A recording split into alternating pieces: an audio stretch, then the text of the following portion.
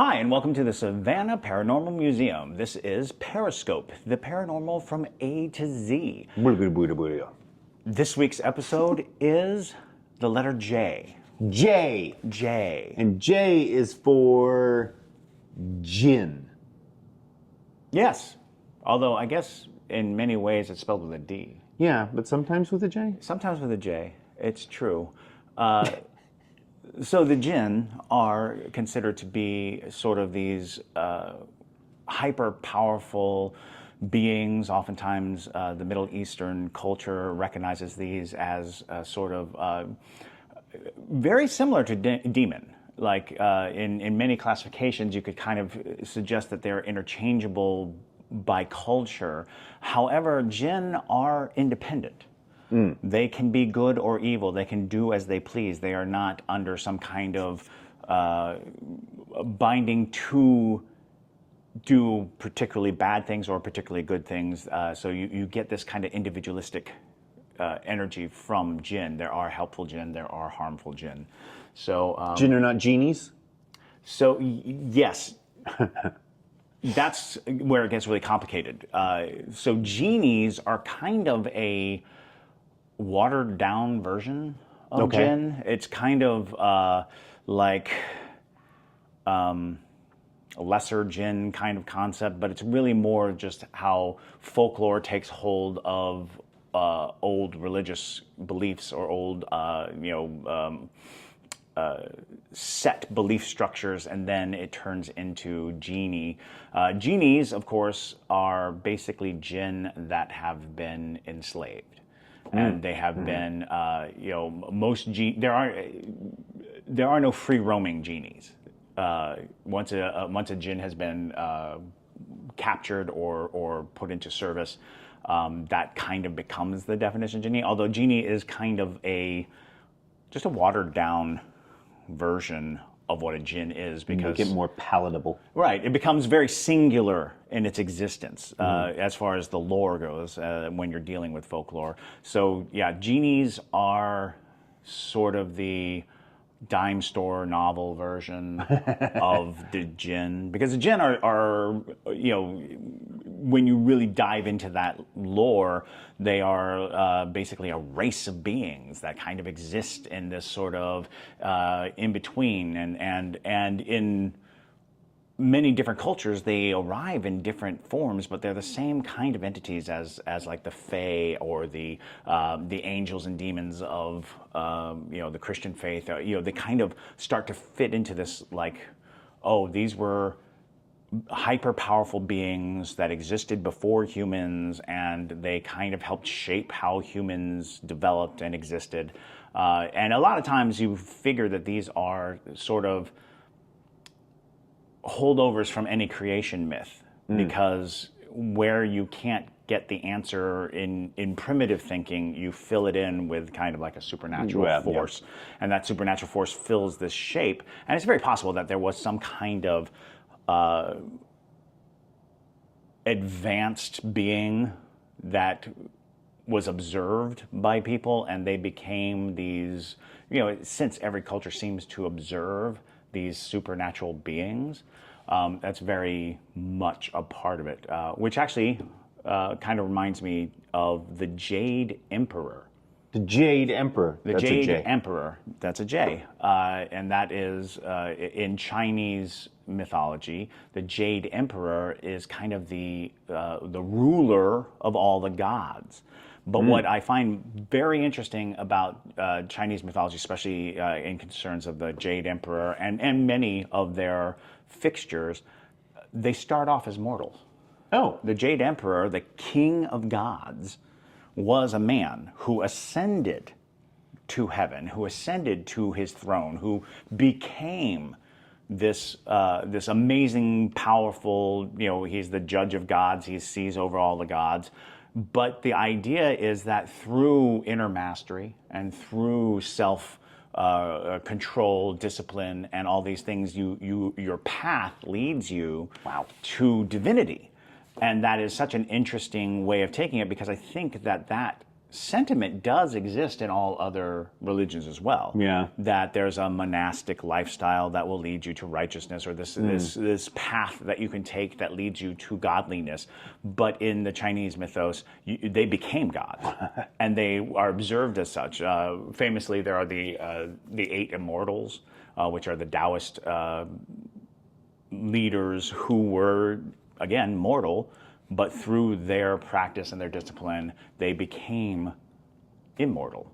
And that is the reward of discipline and being good. And I think that in China, existence was a very big part of their philosophy. Was why do we exist, or why is it so short? Why is our existence so short? Why? Because so many of their stories actually are about characters seeking immortality, winning immortality, and then once achieving immortality, what do you do then? And a lot of times it was people who had done great works and were afraid that their great works would die with them. And they were like, I don't want my great works to just die. So there was this kind of ongoing pursuit of immortality. As a matter of fact, I brought in this today, which happens to be a part of the Chinese folklore mythology, and it's a J word. This is the Jingo Bang. The Jingo Bang is the Monkey King's weapon. The Monkey King being a character famously from the story Journey to the West, also a J word, Journey to the West. And the Monkey King was indeed one of these characters who became obsessed with becoming immortal. He did not want to see his works dwindle or disappear. He didn't want the people who worshipped him to, or followed him, he was a king, to suffer in his absence. So he sought out immortality. And this is his legendary weapon, the Jingo Bang, or actually the Ryo Jingo Bang, but a lot of people just call it the Jingo Bang. Jingo Bang. Jingo Bang. It is actually a really lovely weapon. It's a cudgel, a staff, and he uses it to great effect in many of the stories. One of my favorite things, I believe the Jade Emperor, whose real name escapes me. I think it's you, but I'm not sure. But I believe the story behind the weapon itself was there was the Great Flood. And again, a very fascinating thing, because all these different cultures have the story of the Great Flood. They all have stories about this flood that I'm guessing must have really happened. Must have actually been because a thing. so many stories involve this Great Flood. And the story of this weapon is that it was actually the measuring stick that the god used to measure the floodwaters. Oh, interesting. So, so it can expand to any great length. It's got all these incredible supernatural powers. But yes, supposedly this was the measuring stick for the flood before it became Sun Wukong's weapon, Sun Wukong being the name of the Monkey King, and we'll probably come back to that in the S. And again, it's fascinating because we are talking paranormal, but you can't really talk paranormal without touching upon folklore and the beliefs of any given culture. Well, let's go back here for a minute. Let's. Because I feel like jade is very common in Chinese folklore. Very. And jade is symbolic of so many things. And again, it's one of those fascinating things when you really think about how we came to honor different substances. Because in the West, we have gold, and we're gold crazy. But when you really think about gold in an ancient setting, gold was just shiny. Right. Like now it's like, well, these are microprocessors, and it could be, it's one of the most malleable metals. Malleable metal is not great if you want to build armor or swords or do anything. It's great for bejeweling yourself, right? But the recognition that gold was so amazingly valuable in an ancient culture, when we're learning now that it's like the best material for certain circuits, for electric, for conductivity, for things like that, it's like, who told them? And the same with jade. Jade is this amazingly prominent feature in so much Chinese art, and jade became synonymous with holiness, with power, and you get these stories of the jade dragon being this incredibly powerful entity. And as a matter of fact, there are weapons named Jade, like the Jade Destiny and the Jade Avenger. These weapons were not made of jade. They were just called that because they thought that the power, and even green, the color green, became very prominent to represent power and things. So yeah, jade is in fact, and across the board, like if you look up like crystals, every crystal has like a something that it does for you. It has some inherent ability and power, and that is just an endlessly fascinating thing to think of. Is that we felt so connective to these objects, the crystals and gems and things like that, and we imbued them with so much power that throughout. Another J. And this is interesting because just yesterday we sat down with a woman to talk about this, is the Jersey Devil. The Jersey Devil. The Jersey Devil. The Jersey Devil is one of the top cryptids in the country. It's one of the big three, I'd say. Yeah. Well, I'd say in top 10. Oh, okay. Because I think Mothman really did push a lot out of the way. Sure. But in the top five, easy. The Jersey Devil is such a peculiar thing because of its popularity versus its range. It only exists really in the Pine Barren area of South Jersey. It is a very localized entity, so much so that its name is Jersey Devil. So, the Jersey Devil. Would you like to regale us with the story of the Jersey Devil? The Jersey Devil, as I understand it, there was a woman in Jersey who had 12 children. That's a heck of a story to start with. But her 13th child was born a demon. Yes. And if I remember correctly, was born, grew into a demon, full size. Right there, born, wah, wah, whop, full size, hulked out, and flew up the chimney. Yep. And was gone. That is more or less the Jersey Devil story, is that this woman, and her name is Mother Leeds, had 12 children, and the 13th child she either cursed while in labor because she had 12, and the 13th was like, this is too much.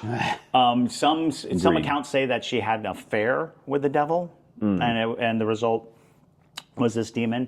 But what was endlessly fascinating was we had posted that we have our scavenger hunt, and on our scavenger hunt, the Jersey Devil is one of the cryptids that you can find in the scavenger hunt at the museum. Yeah. A woman, her name is Kim, messaged us, commented, and said, "Oh, I'm the 8th great-grandchild of Mother Leeds."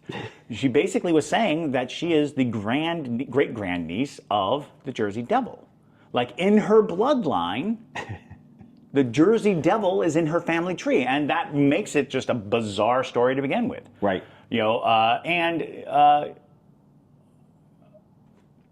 The internet is full of people who would just say anything. True. Right? You don't want to just indulge every single thing, but this was such an interesting prospect because... And very specific. It wasn't just super Bigfoot's specific. my grandpa. Right, exactly. Yeah. Well, and knowing the story as we do, if the 13th child was the demon, there were 12 other children.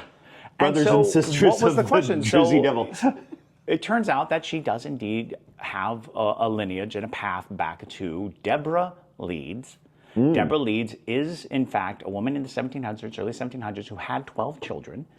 And famously, that family was targeted with these scandalous stories that they are the reason why there's this creature that people see in the mountains. And people have continued to this day to see and experience strange things in the Pine Barrens, and they blame it on the Jersey Devil. The Jersey Devil is still to this day seen. And what's interesting is during our interview with Kim, we learned that the Jersey Devil is such a palpable entity that there have been like school closures because of sightings of the Jersey Devil. There have been things that have gone on in that area, in that region, because there is a definitive belief that the Jersey Devil is still up and running around. But wow. I think the most interesting thing that came up was that one of the leads, Titan Leeds was his name, Titan, published an almanac. Sure. A very popular almanac in the 1700s. Now, Titan Leeds, we believe, is one of the 12 non-demon children of Deborah Leeds, was a direct competitor with Benjamin Franklin. Benjamin Franklin, who, of course, famously produced an almanac of his own. So he was a competitor with Titan Leeds, and as the story goes, Benjamin Franklin liked to write a bawdy thing or two about the Leeds family. Write a few stories about his competitor that would make people not want to have the Leeds family almanac. Instead, go with Poor Richard's almanac, and one of the stories seemed to be that they were involved with witchcraft, and that's how they got their forecasts, and that's how they got their things. So it's very possible that Benjamin Franklin is the reason we have Jersey Devil stories. Wow. I just like that. That's something. It is something. Thanks, Ben. Thanks, Ben. We have one in the museum. You can come and see our life-size representation of the Jersey Devil. Yes, you can.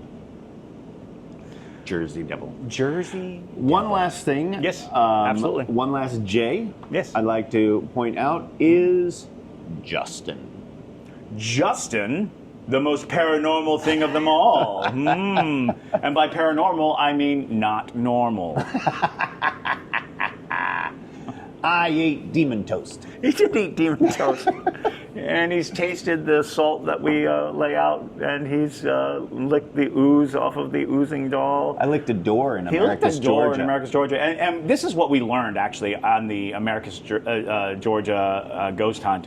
While we are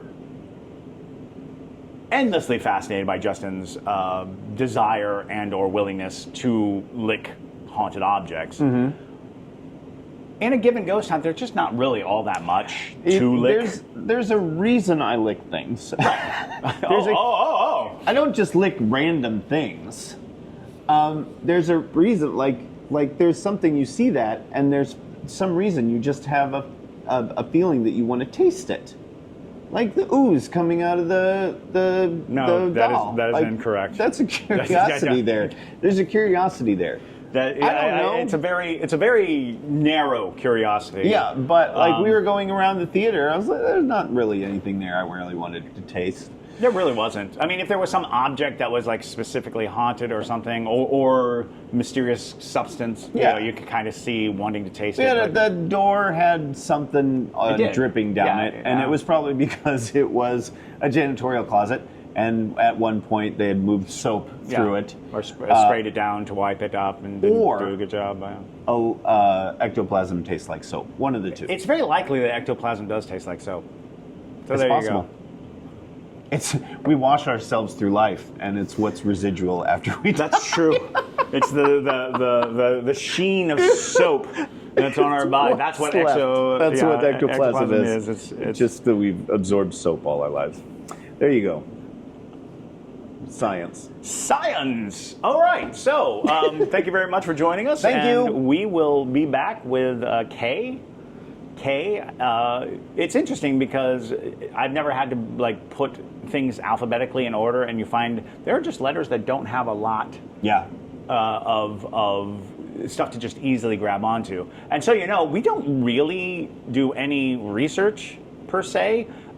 We spend a lot of time researching what comes across our plate. Right. We're not like, what's the J word? So we are winging it. And there is a good chance I am wrong on a lot of these things because I am pulling them out of my memory, and my memory is a jagged mess of broken glass. So with that in mind, I hope you'll join us next week when we tackle K. Yeah. Okay. Okay.